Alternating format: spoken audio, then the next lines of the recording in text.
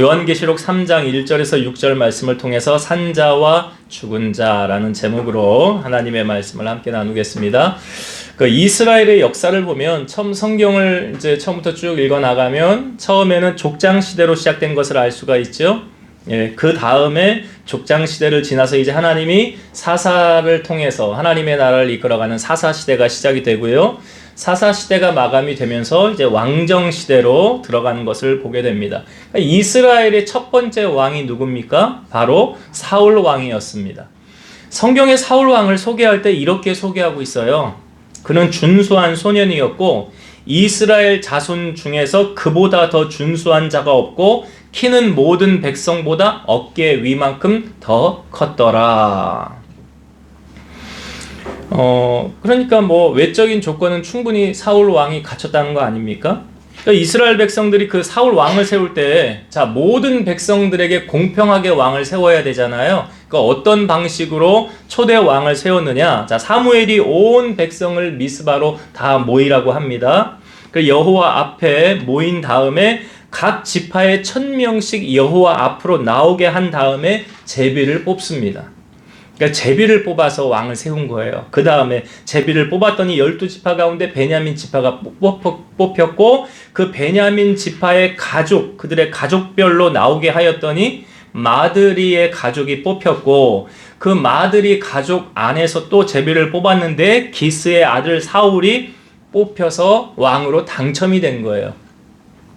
자, 그런데 이 사울이 뽑혔는데 어디 있는지 사람들이 찾지를 못하는 거예요. 그러니까 그들이 하나님께 묻습니다. 하나님, 사울이 어디 있습니까? 그랬더니 하나님이 그 사람이 여기 왔습니까? 라고 물으니까 하나님이 이렇게 말씀하시는 거예요. 그가 짐 보따리들 사이에 숨었느니라. 사울이 짐 보따리 사이에 숨었대요. 그래서 그들이 달려가서 사울을 데려와서 백성 위에 딱 세워놓고 보니까 다른 사람보다 어깨 위만큼은 더 컸더라 라고 말하죠. 그리고 이제 사무엘이 모든 백성에게 이렇게 말을 하는 거예요.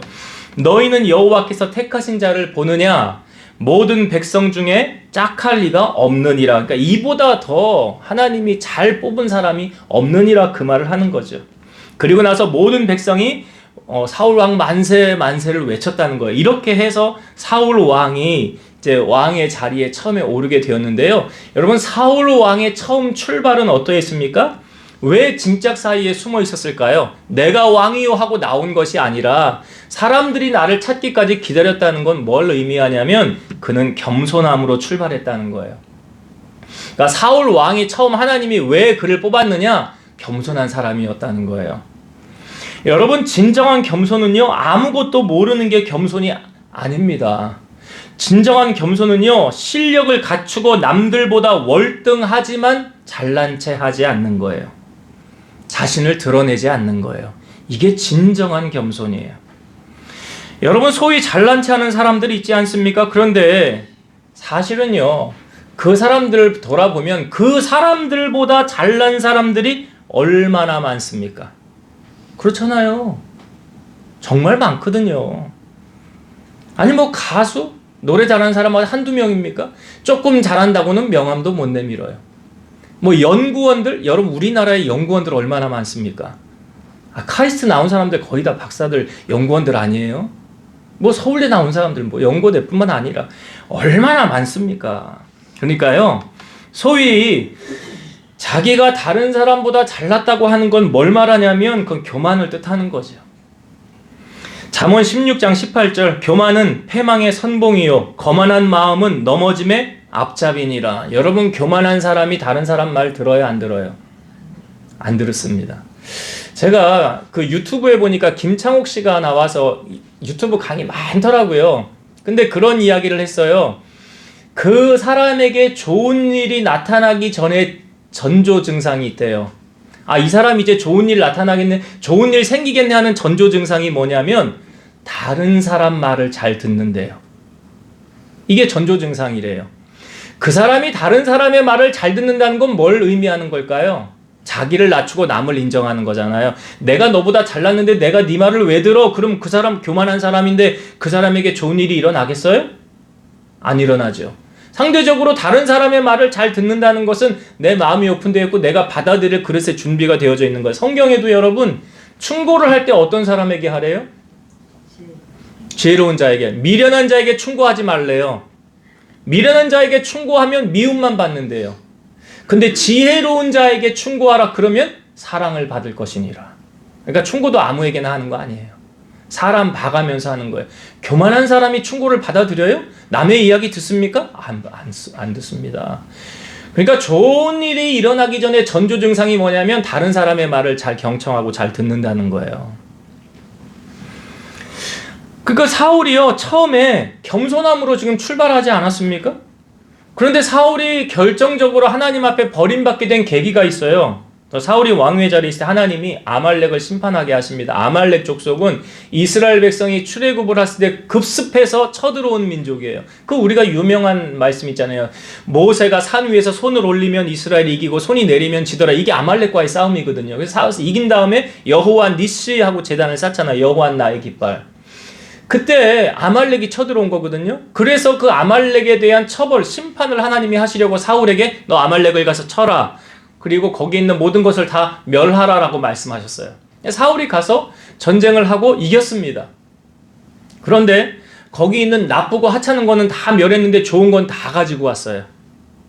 거기뿐만이 아니라 전쟁에서 이긴 다음에 그 공로를 하나님 앞에 돌리지 않고 자기를 위한 기념비를 세웁니다. 나를 기념하라는 거죠. 하나님께서 사울을 왕 세운 것을 후회하십니다. 그리고 사무엘이 가서 사울에게 말하는 거예요. 왕은 하나님이 말씀하신 대로 잘 순종했습니까? 잘했대. 나 시키는 대로 다 했대. 그러니까 그럼 나에게 들려오는 양의 소리와 이 짐승의 소리는 뭡니까? 하나님한테 제사하려고 가져온 거래. 그러니까 사무엘이 순종이 제사보다 나은 것을 당신은 모르십니까? 그래서 당신이 하나님의 말씀을 버렸으므로 하나님도 당신을 버려 왕이 되지 못하게 하셨나이다. 그러니까 거기서 이제 사울은 하나님께로부터 버림을 받게 된 거예요. 그래서 하나님이 사무엘에게 이렇게 말씀하시면 너 사울을 위해 언제까지 이렇게 슬퍼할 거냐? 내가 그 다음에 왕으로 예선할 자를 이새의 집안의 아들 중에서 내가 예선할 자를 내가 세웠으니 너는 뿔에 기름을 담아서 가지고 가서 그에게 기름을 부어라. 그러니까 아니 만약에 사울이 알면 나를 죽이려고 할 텐데요. 그러니까 하나님이 이렇게 말씀하세요. 너 가서 제사 지내러 왔다고 하고 이세 아들들을 청하라. 그리고 나서 기름을 부어라 라고 하나님 말씀하시는 거예요. 그래서 사무엘이 이제 이세의 집안으로 갑니다. 이세를 만나서 내가 너희 집에서 제사를 지낼 테니까 아들들 다 대기시켜서 다 데려와라. 제사의 자리에 참여하게 하라 라고 말씀하셨어요. 그래서 이세가 아들들을 다 데리고 와서 이제 서열대로 딱 앞에 섰는데 순서대로 섰겠죠. 장남부터. 자, 사무엘이 이세의 장남인 엘리압을 딱 보고 나서 이렇게 마음속으로 말하는 거예요. 아, 여호와께서 기름 부으실 자가 과연 여기 있구나 하고 하나님께 묻지도 않고 이 엘리압이 왕이 될 자인지 알고 얘에게 기름을 부으려고 했던 거죠. 그런데 하나님의 음성이 사무엘에게 들립니다. 이렇게 말씀하시죠. 그의 용모와 키를 보지 말라. 내가 이미 그를 버렸노라. 내가 보는 것은 사람과 같지 아니하니 사람은 외모를 보거니와 나 여호와는 중심을 보느니라. 여러분, 엘리압은 왜 왕이 될 자격을 잃었을까요? 그 엘리압이 어떤 사람이었는지 그 뒤에 보면 이제 나와요. 다윗이 그 이스라엘이 그 블레셋과 전쟁 대치 상황인데 아마 형들 3명이 나이가 돼서 전쟁에 착출된 거예요. 아버지가 다윗을 심부름 보내요. 형들 잘 있나? 안부를 물어보고 증표를 가져와라. 그리고 이거 곡식들을 좀 나누어 주어라. 그래서 다윗이 갔더니 마침 골리앗이 나와서 이스라엘을 저주하잖아요. 그 소리를 듣고 다윗이 뭐라고 그럽니까? 왜 나가서 싸우지 않냐고. 왜 우리를 저주하고 하나님을 저주하는 저 사람을 그냥 보고만 있냐고. 나가서 싸워야 되지 않냐고. 이런 용기 있는 말을 다윗이 하니까 막 웅성웅성하면서 막 그 소문이 퍼져나가기 시작한 거 아닙니까? 그리고 나서 엘리압이 다윗이 하는 말을 듣고 다윗을 불러요. 그리고 엘리압이 장남이잖아요. 그리고 다윗은 막내 아닙니까? 그 나이 차이가 많이 좀 날 거 아니에요. 그러니까 엘리압이 다윗에게 이렇게 말을 하는 거예요. 자, 성경에 있는 표현을 제가 그대로 읽어볼게요. 네가 어찌하여 이리로 내려왔느냐? 들에 있는 양들은 누구에게 맡겼느냐? 나는 네 교만과 네 마음의 완악함을 아노니 네가 전쟁을 구경하러 왔도다. 여러분이 엘리압의 말이 맞습니까? 틀립니까? 네, 틀리지요.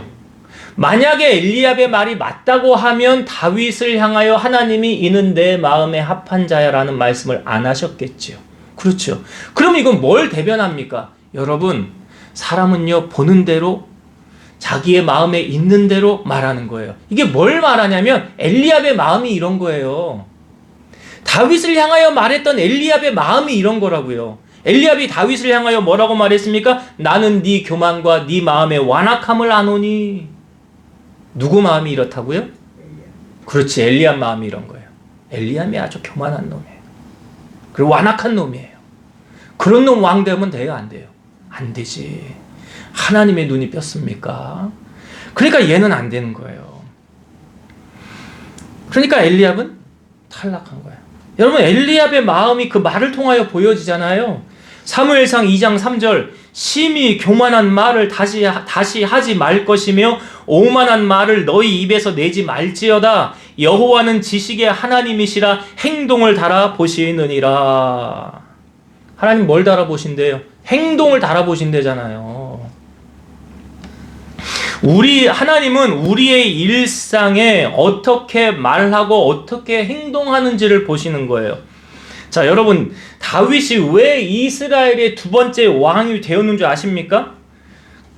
왜 왕이 됐냐면 그 근거를 성경은 우리에게 보여주고 다윗의 일상을 하나님이 본 거예요.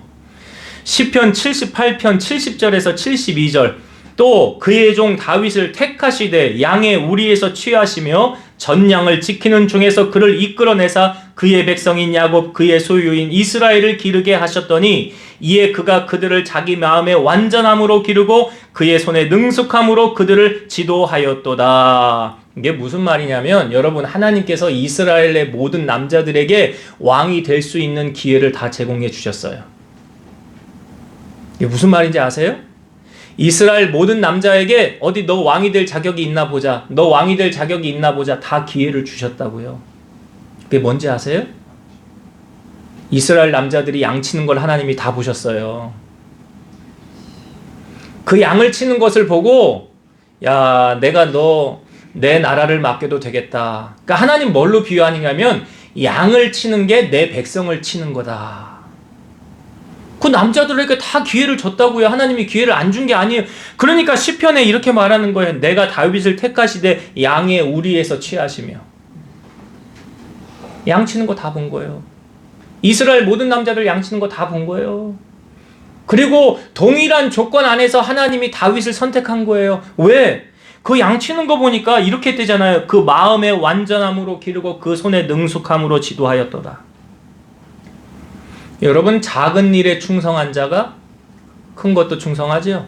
작은 일에 불의한 자는 큰 것도 불의하죠. 근데 사람들은 큰 일은 아주 열심히 하려고 그래. 근데 남이 알아주지도 않는 아주 작은 일, 해도 티도 안 나는 일은 대충 하려고 그래. 근데 그 대충 하는 일을 누가 보고 계신다고요? 하나님 보고 계신다고. 그래서 다윗이 왕이 된 거라고요. 예수님이 12제자를 부르시는 장면이 성경에 보면 나오는데요. 그 예수님의 12제자 빌립을 먼저 부르십니다. 나를 따르라 그래요.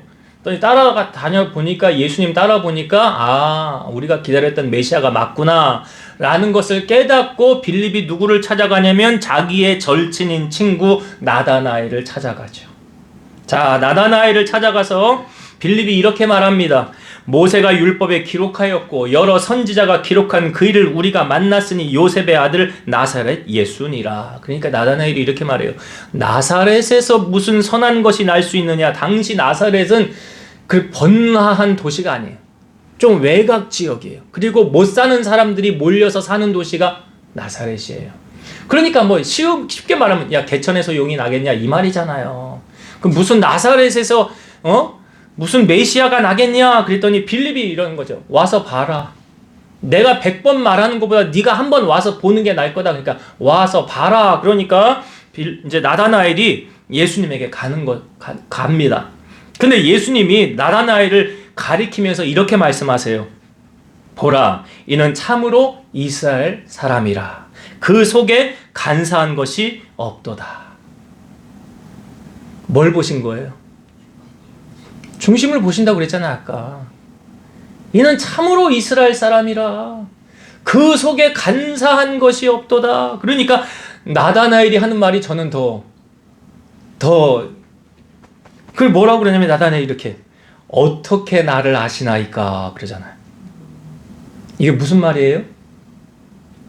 나 그렇게 살았어요 정말. 사람들은 나 잘 못 알아주더라고요. 주님 어떻게 그렇게 나를 잘 아십니까? 나 정말 그렇게 살았는데. 주님 다 알고 계신다는 거 아니에요? 그러니까 예수님이 이렇게 말씀하세요. 빌립이 너를 부르기 전에 네가 무화과 나무 아래에 있을 때에 내가 보았노라. 무화과 나무 아래 뭘 의미하냐면 당시에 회당이 많지 않으니까 성경을 묵상하고 기도하는 장소가 무화과 나무 아래였다는 거예요. 그러니까 나다나엘이 거기서 메시아를 기다리고 기도하고 말씀을 묵상하고 그것을 주님이 다 보셨다는 거 아니에요? 여러분들이 집안에서 책상에 앉아서 성경을 쓰거나 성경을 읽거나 기도를 하거나 그 주님 안 보실 것 같아요? 보시겠죠. 그리고 말씀하시겠죠. 네가 책상에 앉아서 기도하는 것, 말씀을 읽는 것 내가 다 보았노라. 그러지 않으시겠어요? 그러니까 나다나엘이 랍비여 당신은 하나님의 아들이시여 당신은 이스라엘의 임금이로소이다. 그러니까 예수님이 내가 너를 무화과 나무 아래서 보았다 함으로 믿느냐? 이보다 더 큰 일을 보리라. 진실로 진실로 너에게 이르노니 하늘이 열리고 하나님의 사자들이 인자 위에 오르락 내리락 하는 것을 보리라. 하나님 나라를 본다는 거 아닙니까? 그러니까 여러분 보세요. 주님께서 나다나엘을 뭘 가지고 평가하신 거예요? 그의 일상이잖아요. 그의 삶이잖아요. 그의 삶. 우리가 세상 속에 살면서 어떻게 사는지를 주님은 관심을 가지고 보신다는 사실이죠. 오늘 주님께서 사대교회를 향하여 그의 삶과 관련해서 지금 말씀하고 계시는 거거든요. 자, 3장 오늘 1절의 말씀을 다시 보겠습니다. 사대교회의 사자에게 편지하라. 하나님의 7 영과 7 별을 가지신 이가 이르시되 내가 내 행위를 아노니 내가 살았다 하는 이름은 가졌으나 죽은 자로다. 지금 뭘 보신 거예요? 내 행위를 보대잖아요. 행위를. 네가 살았다 하는 이름은 가졌으나 죽은 자래잖아요. 그럼 뭘 보고 말씀하시는 거예요? 행위를 보고 말씀하시는 거예요. 자, 두아디라는 어떤 지역이 있죠? 사대는 어떤 지역이 있냐? 우리가 저번 주에 두아디라 지역 살펴보았는데 두아디라에서 남동으로 약 48km 떨어진 곳이고 상업적으로 번창한 도시고요. 여기는 염직공업과 양털 염색, 또 금모래로 유명해서 사치와 부의 도시래요. 그리고 무역의 요충지라고 합니다. 그리고 성체가 아주 높은 벽 위에 되어져 있어서 남쪽만을 제외하고 모두 암벽으로 되어 있어 난공불락의 성이라고 그래요. 그러니까 여기 살았다 하는 이름은 가졌으나 죽은 자로다. 이게 뭘 의미하냐면 사대 교회의 전반적인 영적 상태를 말하는 거죠. 그러니까 교회가 외적으로는 의무를 이행하고 뭐 세례 교인도 있고 정통 신학 등 모든 조건을 구비하였으나 내적으로는 어떤 상태냐? 경건의 모양은 있으나 능력은 잃어버린 교회. 철저히 형식적인 신자로 변하여 내용과 진정한 헌신이 결여된 신앙생활을 하고 있는 교회. 여러분, 하나님의 마음에 합하다는 것은 외적 조건이 아니죠. 그럼 그 행위의 어떠함을 하나님이 자 어떻다는 것을 말씀하시는지 보세요. 2절과 3절의 말씀. 2절과 3절. 너는 일깨어 그 남은 바 죽게 된 것을 굳건하게 하라. 내 하나님 앞에 네 행위에 온전한 것을 찾지 못하였노니 그러므로 내가 어떻게 받았으며 어떻게 들었는지 생각하고 지켜 회개하라. 만일 일깨지 아니하면 내가 도둑같이 이르리니 어느 때에 내게 이르는지 내가 알지 못하리라. 그러니까 여기 보면 하나님 앞에서 온전한 것을 찾지 못했다. 너의 행위에 온전한 것 찾지 못. 그러니까 이거는요 교회 안에서의 생활을 말하는 게 아니라고요. 우리의 일상의 삶 속에서의 행위를 말하는 거예요. 지금 삶 속에서의. 여러분, 우리가 하나님 앞에 산 예배를 드릴 때요 또 꼭 동반되어져야 되는 게 있어요. 이게 영적 예배를 할 때 꼭 필요로 하는 게 무엇입니까? 로마서 12장 1절. 그러므로 형제들아 내가 하나님의 모든 자비하심으로 너희를 권하노니 너희 몸을 하나님이 기뻐하시는 거룩한 산 제물로 드리라. 이는 너희가 드릴 영적 예배니라. 영적 예배에 꼭 필요한 게 뭐래요? 내가 그 예배 현장에 있어야 되는 거죠. 왜? 내가 희생 제물이 돼야 되니까. 그게 영적 예배라는 거예요. 그게 하나님이 받으시는 산 예배라는 거죠. 우리는 왜 믿음의 조상 하면 아브라함 이야기를 합니까? 우리가 수요일날도 말씀을 이게 나누었던 부분이 있었는데, 당연히 아브라함이 믿음이 있으니까 믿음의 조상이라고 하겠죠. 믿음이 없으면 믿음의 조상이라고 하겠습니까? 그런데 그 믿음은 무엇과 연관이 있을까요? 행함과 연관이 있습니다. 야고보서 2장 21, 22절. 우리 조상 아브라함이 그 아들 이삭을 제단에 바칠 때에 행함으로 의롭다 하심을 받은 것이 아니냐. 네가 보거니와 믿음이 그의 행함과 함께 일하고 행함으로 믿음이 온전하게 되었느니라. 그러니까 아브라함의 믿음이 뭘로 검증이 된 거예요? 행함으로. 행함으로. 그러면 우리의 믿음도 검증할 수 있는 게 뭘까요? 똑같죠. 똑같아요. 여리고성을 정탐하러 온 정탐꾼 2명을 숨겨준 사람이 누구였습니까? 라합이었죠. 기생 라합이 자기의 목숨을 걸고 숨겨준 거예요. 만약 탈로 났으면 정탐꾼들하고 같이 죽었을 거예요. 그런데 라합이 이 정탐꾼들을 살려주면서 뭐라고 그래요? 내가 당신들을 살려주었던 것처럼 이 성이, 여리고 성이 무너질 때 우리 가족도 살려내라. 그래서 증표를 내라고 그랬잖아요. 밖으로 빨간 줄을 내놓아라. 그 빨간 줄 예수님의 보혈을 의미한다고 그랬잖아요. 야고보서 2장 22절. 또 이와 같이 기생 라합이 사자들을 접대하여 다른 길로 나가게 할 때에 행함으로 의롭다 하심을 받은 것이 아니냐. 그러니까 여러분, 우리의 눈에 보기에는 저분이 참 믿음 좋고 성실하고 말씀대로 살고 남을 사랑하고 잘 섬기는 것처럼 보일 수가 있어요. 그런데 하나님의 평가가 다를 수 있다는 사실. 저 사람은 살았다 하는 이름은 가졌을지 모르나 죽은 자야 라고 하실 수도 있고요. 우리의 눈에 보기에는 믿음이 그렇게 좋지 않게 보이고 뭐 잘 섬기지도 않는 것 같고 말씀대로 순종하지 않는 것 같이 보일 수 있으나 하나님의 평가는 저 사람은 죽었다 하는 이름은 가졌으나 오히려 산자다 라고 말씀할 수 있는 거예요. 제가 왜 이 말씀을 드리냐면 진정한 평가는 사람이 하는 게 아니에요. 하나님이 하시는 겁니다. 예레미야 17장 9절 10절. 만물보다 거짓되고 심히 부패한 것은 마음이라. 누가 능히 이를 알리오마는 나 여호와는 심장을 살피며 폐부를 시험하고 각각 그의 행위와 그의 행실대로 보응하나니. 그러니까 하나님만이 진짜 아시는 거예요. 사람은 몰라요. 사람들 앞에서 있는 데서는 아주 열심히 하고 그냥 봉사하고 사랑하고 섬기는 것처럼 하는데 나중에 밖에서는 그렇게 안 사는 사람들도 있더라. 그런 사람들을 향하여 하시는 말씀이에요. 내가 살았다 하는 행위는 가졌으나 죽은 자라는 거예요. 여러분, 우리의 믿음을 증명할 수 있는 게 지금 행함이라고 그랬죠. 행동이라고 그랬죠. 또 하나 우리의 믿음을 증명할 수 있는 게 있어요. 그게 뭐냐면 말이라는 거예요. 말은 어디서 나오는 겁니까? 마음에서 나오는 거잖아요. 그러니까 그 사람의 마음을 나타내는 게 뭐예요? 말이에요. 말. 잠언 18장 20절. 사람은 입에서 나오는 열매로 말미암아 배부르게 되나니 곧 그의 입술에서 나는 것으로 말미암아 만족하게 되느니라.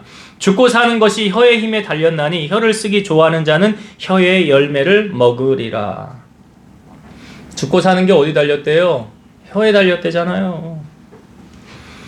그러니까 혀를 잘 다스리면 복을 받을 그릇을 준비한 사람이라는 거죠. 야고보서 3장 7절에서 10절. 혀 다스리기가 쉽지 않습니다.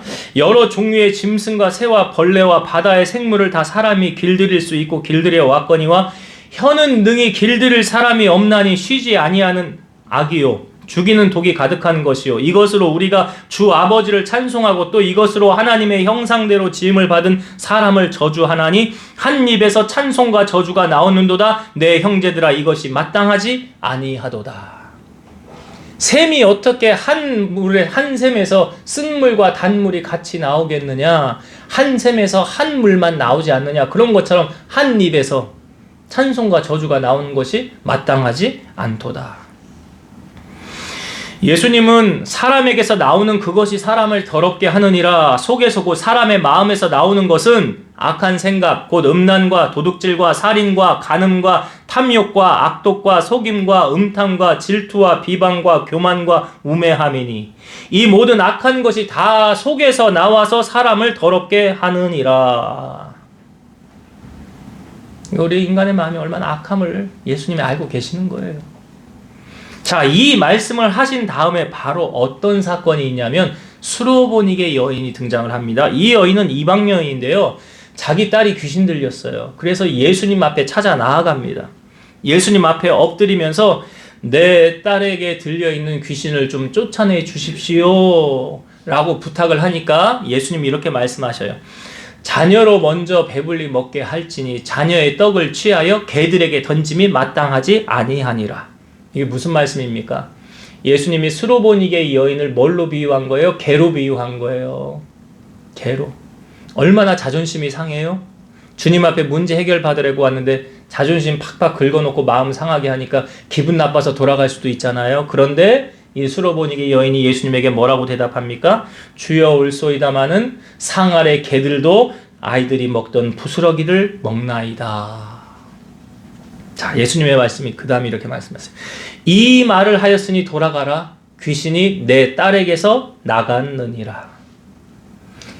예수님이요, 이 수로보니게 여인의 딸을 귀신아 나가라 떠나가라 이렇게 해서 고친 게 아니라고요. 뭐라고 어떻게 고쳐졌다고요? 이 말을 하였으니 돌아가래요. 그 말이 무슨 말이에요? 주님 말씀 맞습니다. 그런데 개들도 아이들이 먹던 부스러기는 먹습니다. 이걸 뭘 말하는 겁니까? 그 사람의 수로보니게 여인의 믿음이 그의 말에 증명이 됐잖아요. 그러니까 매일 죽겠네, 아유 짜증나, 이렇게 불평이나 하고 비관하고 남 탓하고 원망을 쏟아내면 그 사람에게 좋은 일이 나타날까요? 아니죠. 베드로전서 3장 10절에서 11절 그러므로 생명을 사랑하고 좋은 날 보기를 원하는 자는 혀를 금하여 악한 말을 그치며 그 입술로 거짓을 말하지 말고 악에서 떠나 선을 행하고 화평을 구하며 그것을 따르라. 여기 분명히 이렇게 말하잖아요. 좋은 날 보기를 원하느냐. 좋은 날 보기를 원하는 자는 혀를 금하여 악한 말을 그치고 그 입술로 거짓을 말하지 말고 악에서 떠나 선을 행하고 화평을 구하라. 그러니까 그 사람의 인생의 10년 뒤는 어떻게 알 수 있느냐? 그 사람 지금 무슨 말 하는지 들어보면 그 사람의 10년 뒤가 보이는 거예요. 그렇지 않겠어요? 그 사람이 지금 무슨 말 하는지 여러분들이 하는 말, 가끔 저희 아내가 그래요. 제가 막말하면 당신이 한 말을 녹음해서 좀 들어봐 그래요. 제가 그 얘기 했잖아요. 제가 우리 아내한테 잘해요. 근데 가끔 10가지를 잘하다가 한 가지 못해가지고 그 10가지 잘한 걸 다 그 까먹는다고요, 점수를. 근데 그 한 가지 잘못하는 게 뭐 때문에 잘못하는 건지 아세요? 말 잘못해가지고 말. 그래서 제가 아까 야고보서 말씀하는 거에 혀를 길들일 사람이 없대잖아요. 그 혀만 잘 길들여 보세요. 사람의 입의 복록이 그 자기 말에서는 안 되잖아요. 오죽하면 말 한마디로 천냥빚 갚는다는 말도 하지 않겠습니까? 그러니까 교회에서만 거룩 인자한 척 하지 마시고 여러분 가정에서 남편, 아내, 자녀들에게 말을 어떻게 해요? 은혜를 끼치는 말을 하래잖아요. 그럴 것 같지 않으면 아예 하질 마시던가. 거기에서 내 믿음이 증명해. 그때 하나님이 보시는 거라고요. 그때 교회에서 믿음, 그 말, 행동 그거 보는 거 아니고요. 여러분들이 직장, 사업장, 가정에서 그때 내 믿음을 하나님이 너 믿음이 어떠냐? 너 그때 내가 복을 줄 만하냐? 거기서 보시는 거예요. 그러니까 아까 다윗을 우리의 양에서 치셨다고 하는 말이 일상에서 삶에서 보신 거 아니에요? 그러니까 가정에서 여러분 은혜가 되는 말을 하세요. 제가 얘기했잖아요. 우리미 아림한테 제가 욕을 한 적이 없다고. 욕을 한 적이 없다고요. 제가 얘들 여기 다 있지만. 그러니까 그 사람의 10년 뒤는 지금 그 사람 무슨 말 하는가 들어보고 녹음해놨다가 10년 뒤에 들어보면 그 정답이에요. 아이고 죽겠네 죽겠어. 왜 이렇게 일이 안 풀리는 거야? 그럼 계속 그러는 거예요. 그러니까 하나님이 뭐라고 말씀하십니까? 민수기 말씀에 보면 12정탐꾼이 갔다 와서 보고한 내용을 하나님이 다 들으시고 하신 말씀 결론이 이거잖아요. 너희 말이 내 귀에 들린 대로 내가 시행하리라. 너 말한 대로 해줄게. 여러분 이게 축복이에요, 저주예요? 예? 그렇지. 아니, 받기에 따라 다른 거지만 그걸 축복으로 받는 사람 있고 저주로 받는 사람 있을 거예요. 예. 그거는 내가 하기 나름이잖아. 내가 어떤 말 하느냐. 지금 4대 교회 하나님의 입장에서 말과 행동이 하나님 앞에 합당하지 않은 자들이 있었다는 거 아니에요. 신앙생활을 그렇게 오래 하면 뭐해요? 삶의 변화가 없는데. 삶의 변화는 뭘로 말하는 거예요? 말과 행동. 삶 속에서. 그러니까 왜 크리스찬들이 안 믿는 사람에게 손가락질 당해요? 잘못 사니까. 교회에서만 거룩거룩하고 인자한 척하고 실상 삶에서는 전혀 그런 게 드러나지 않으니까. 지금 4대 교회 사람들이 그런 거예요. 근데 다 그런 사람들만 있느냐? 아니에요. 다 그런 사람만 있는 게 아니었어요. 자, 4절의 말씀 보세요. 4절. 그러나 사대에 그 옷을 더럽히지 아니한 자 몇 명이 내게 있어 흰 옷을 입고 나와 함께 다니리니 그들은 합당한 자인 연고라. 여기 사대교회의 그 옷을 더럽히지 아니한 자 뭘 의미하냐면 사회적인 풍조와 혼합에 물들지 않고 기독교적인 성결을 유지하면서 도덕적 타락이나 성적인 범죄와 같은 일부분의 문제가 아니라 이 생명력을 잃어버리는 내적이고 기독교적인 문제로 기독교 순결에 대한 상징적 표현. 그러니까 그러한 세상과 타협하지 않고 믿음을 지키는 사람들이 거기에 있었다. 옷을 더럽히지 않았다. 그런 의미를 말하고 있고요. 이 흰 옷은 그리스도의 속죄로 말미암는 의를 받은 자로 죄나 이교적인 혼합에서 분리시켜 자신을 거룩하게 지키는 자. 그러니까 이게 이런 거죠. 이 사대교회에 정말로 구원받을 사람들, 구원받을 자, 흰옷 입는 자, 정결하게 된 자, 죄를 씻음을 받은 자, 옷을 더럽히지 않은 자, 그걸 뭘 말하게 쉽게 말하면 구원받을 자 아니에요? 구원받을 자가 많았대요, 적었대요? 몇십 명도 아니네. 예? 예. 몇 명이네. 몇 명이요. 그러니까 이들은 구원받을 자인데 하나님 앞에 인정을 받은 자예요. 마태복음 7장 13절 14절 좁은 문으로 들어가라. 멸망으로 인도하는 문은 크고 그 길이 넓어 그리로 들어가는 자가 많고 생명으로 인도하는 문은 좁고 길이 협착하여 찾는 자가 적음이라. 이 사람들이 좁은 길로 가는 사람들, 세상과 타협하지 않고 말씀 따라 살고 주님이 기뻐하시는 모습으로 나아가는 자. 그러니까 사대교회 진정으로 구원 얻을 자, 2절에 3절에 나오는 이 사람들도 하나님이 아직 기회는 줬지요. 기회 줬잖아. 이 사람들은 구원 못 받아 하지 않았어요. 이 사람들에게도 구원받을 기회를 주었다고요. 어떻게 해요? 잘못한 것을 회개하고 돌이키면, 여기 잘못한 거 회개하고 돌이키래잖아요. 그럼 구원받을 기회를 주님이 주셨다는 거 아닙니까? 자, 이렇게 흰 옷을 입고 세상에 물들지 않고 타협하지 않고 살았던 이들에게 주시는 주님의 특권이 있죠. 5절에 한번 보겠습니다. 5절. 이기는 자는 이와 같이 흰 옷을 입을 것이요 내가 그 이름을 생명책에서 결코 지우지 아니하고 그 이름을 내 아버지 앞과 그의 천사들 앞에서 시인하리라. 여기 제가 앞에 말씀드렸잖아요. 이 사람들은 흰 옷을 입는 데잖아요. 그리스도의 구속의 피로 희게 되었으며 그러니까 천국에서의 의상이 아마 이런 흰 옷이 아닐까. 천국 가운. 이거 천국에 입성한다는 것을 예표하고 있는 것이고, 그 다음에 그 이름을 생명책에서 결코 지우지 않을 것이다. 여러분, 구원을 받느냐 못 받느냐의 근거가 뭐라고 그랬어요? 생명책에 명단이 있느냐 없느냐 그거죠. 그런데 여기 이 사람들은 생명책에서 명단에서 이름을 지우지 않는다. 그게 뭘 말하는 거예요? 구원받는다. 구원받는다. 그러니까 생명책에 이름이 기록된 사람들은 절대로 배교하지 않고 배신하지 않고 어떤 일이 있어도 주님을 떠나지 않는다는 거죠. 근데 여러분, 진짜인 줄 알았는데 가짜인 사람들, 이 사람들은 원래 생명책에 명단이 없는 사람들이요. 그래서 주님을 다 배반하고 떠납니다. 그러니까 사대교회에 이기는 자들, 이 사람들은 그들의 명단이 생명책에 있느니라는 거, 어떠한 고난, 어려움, 유혹 와도 절대로 주님을 떠나지 않아요. 이 사람들은 끝까지 주님 옆에 붙어 있어요. 그걸 확증하는 사건이고, 그 다음에 5절 이제 마지막 부분에 보면 그 이름을 내 아버지 앞과 그의 천사들 앞에서 시인하리라 그랬죠. 그러니까 예수님께서, 사실은 우리가 구원받은 것을 보증하는 분은 성령님이시거든요. 근데 지금 말하는 이가 예수님이잖아요.